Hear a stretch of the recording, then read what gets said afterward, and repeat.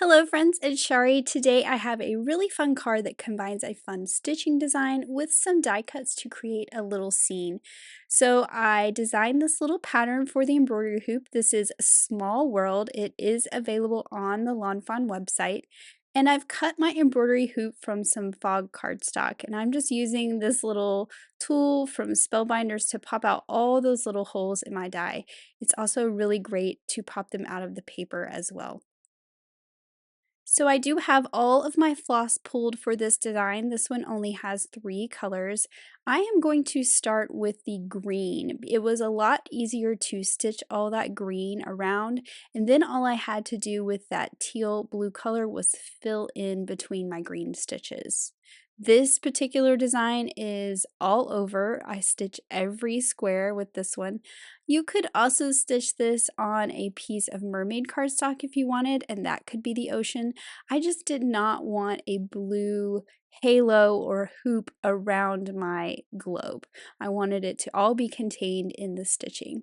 So I like to start going from the top right corner to the bottom left. I go that one diagonal all in one direction, and then I head back the other way and complete my X's.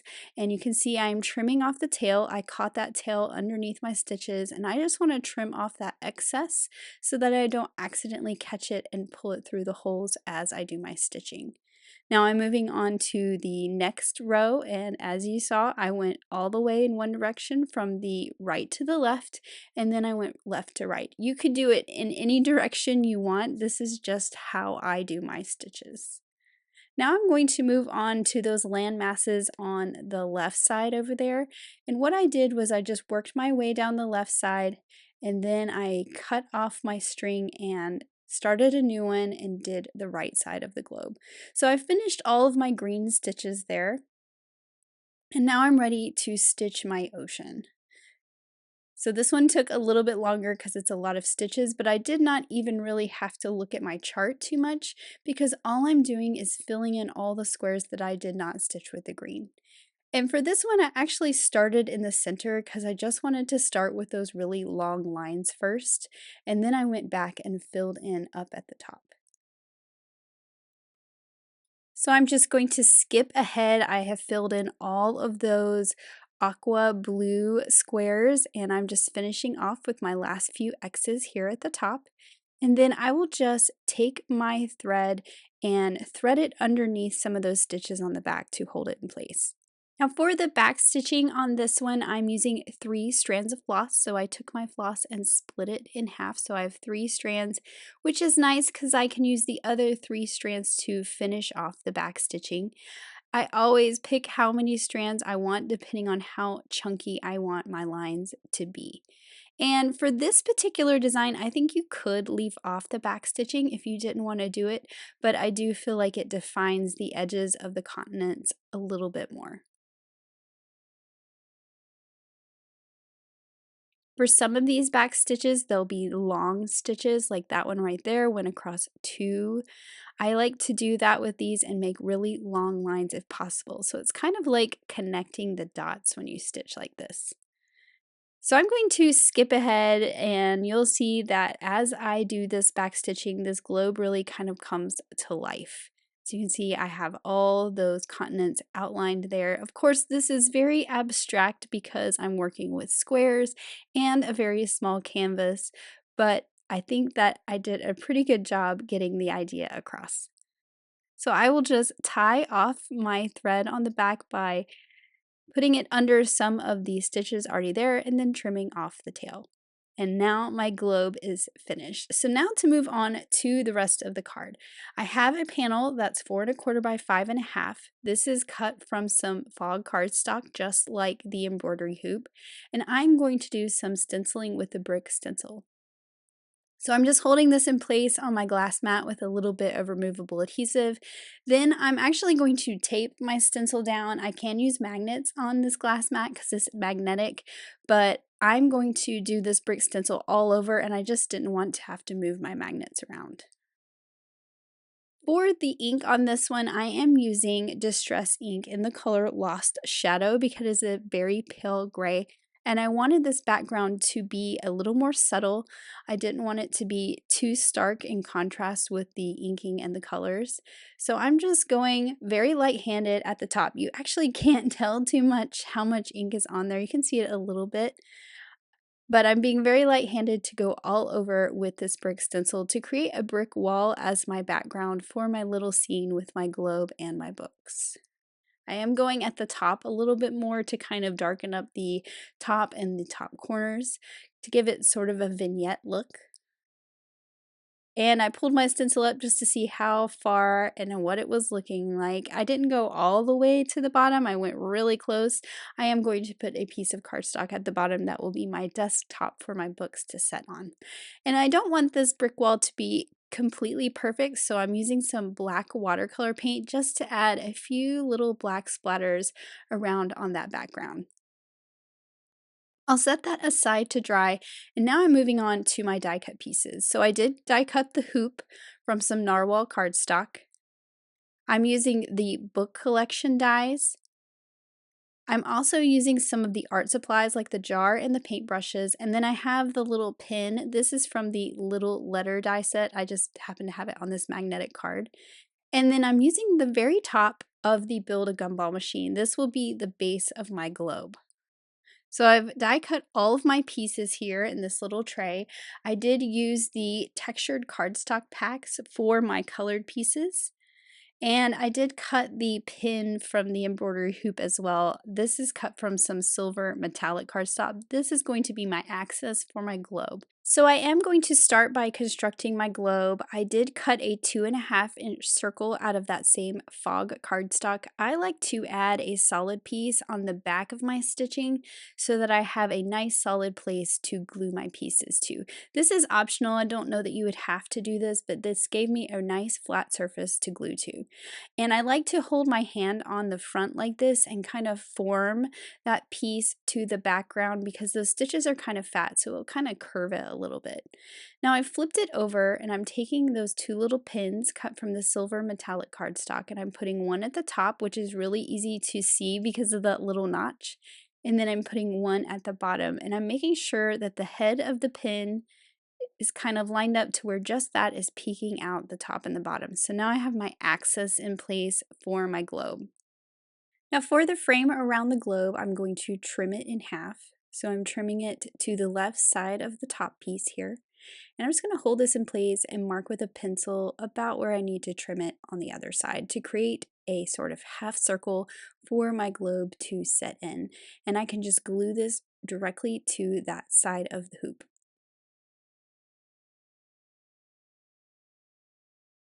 So now I have the main part of my globe and I need to make the base, which is where the gumball machine comes in. So I cut the top of the gumball machine, which is this piece here. And the reason I did that is so I had a solid piece to glue the pieces to. And I actually only used the larger of the two pieces because these are all cut from the same colored cardstock. So I really only needed to layer this bottom one on there to give it some dimension. I am going to pull out my warm gray markers and color this die cut a little bit to create the look of a curved base to my globe. I think that this just kind of made it stand out a little bit more. Now I wanted this to be all put together, so what I'm actually going to do is this is a reject pin that I cut. I initially cut it from some narwhal cardstock and decided to go with the metallic silver. So I'm just cutting a little piece of it off so I have like a little rectangular piece there. And I'm going to flip the base over, add a little bit of liquid glue on the back, and then take this little rectangular piece and glue it right there in the center. Then I'm going to flip it back over, so I kind of have this stand sticking up, and I will put a little bit of liquid glue on the front of this rectangular piece, and now I can just glue it to the back of my globe. And then this will be all one piece that I can just pick up and put onto my card. Now for the desk that all my books are going to sit on, I'm using a piece of wood grain cardstock in that dark brown color. I'm cutting this to 3/4 of an inch wide, and then of course 4¼ inches long to go across the bottom of my card. This will just be the base or the desktop for all my books and my globe and my other little goodies to sit on. I also need to add this whole background piece to a card base, so I will go ahead and do that as well. And now I'm ready to assemble all of my books. So I used pieces or colors, I should say, from a few different textured cardstock packs for my books. So I used the pink pack, the yellow pack, the aqua pack, and the blue pack. And the pages of my book are just cut from some vanilla malt cardstock. And I'm layering these books together so that we're filling in those little holes that are cut in the books. So this blue book will have those little aqua details showing through those holes. The red book is going to have that lighter pink color. And then the yellow book will have the lighter yellow color showing through those openings. I also need to assemble my pin, my fountain pen. This is from the little letter die set. I cut this from some silver metallic cardstock, and then I cut the two pieces that are the barrel of the pin from the same cardstock that matches that reddish pink book. Now I also have two paintbrushes from the art supplies die set.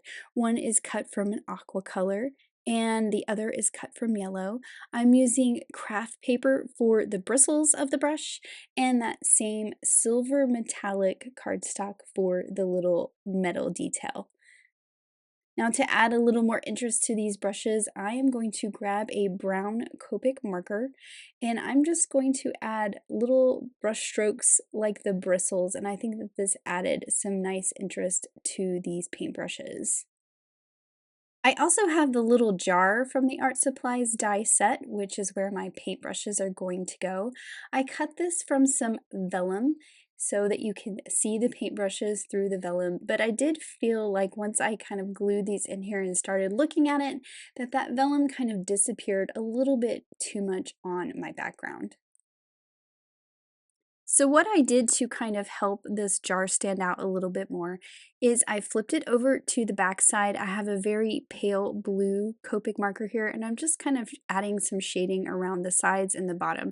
You can see I put a piece of white cardstock so you can see that a little better. Now this is on the back side of the vellum, so when I flip it over, it's not going to be quite as obvious, and it's going to be a little less obvious on that gray cardstock than it is on the white cardstock that I'm working on right now. So I thought I would add a little more definition to the sides and the bottom with a gray Copic marker. When you're working with vellum, you do have to pick a slightly darker shade than you might want because coloring on the vellum is a lot lighter than it would be coloring on an absorbent paper. So that worked a bit better, and I have the shape of the jar, and I think it stands out on the background a little bit more.